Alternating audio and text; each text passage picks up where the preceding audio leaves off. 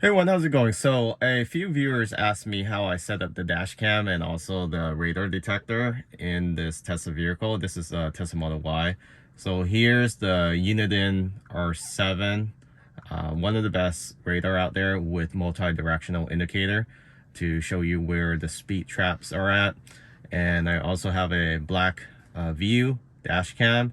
That's the latest version with the 2 channels. So that's the 4K. I'll post all the link in the description if you're interested in purchasing them. But how I did this was I ran the wire along this autopilot camera housing. I didn't want to remove this. I didn't want to mess with the camera or anything like that. Then I have to recalibrate it.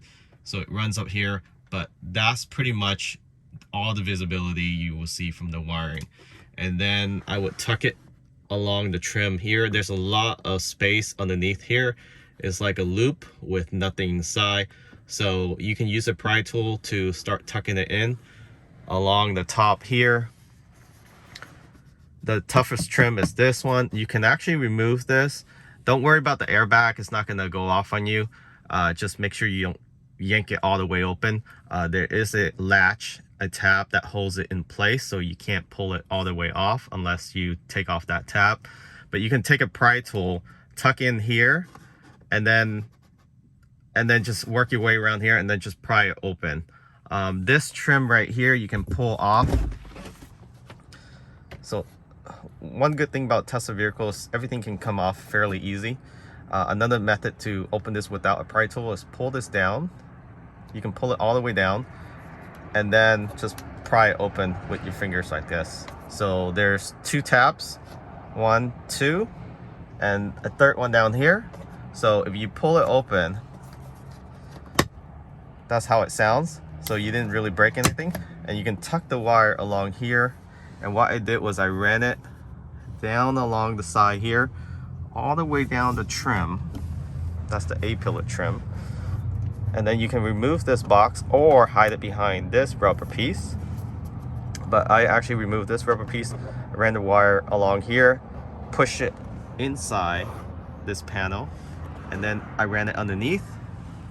And either you can run it behind this, you can actually see it come out here, but you can tuck this in behind this trim. You see how I did that? You don't have to take this off. You can tuck it in, run it down here, and tuck it in underneath. So you get the point, right? This trim can come off too. You can tuck it underneath there, run it along the bottom, and then across. And then I have it run up into this Tame boxes. I have like multiple plugs in here where it includes the e-color, the radar, the camera, and then I also have a multi hub in there with the battery that support the Blackvue. So this is a black battery for the Blackvue. You don't need this, but this keeps the battery on for like almost 48 hours, even if your car is off.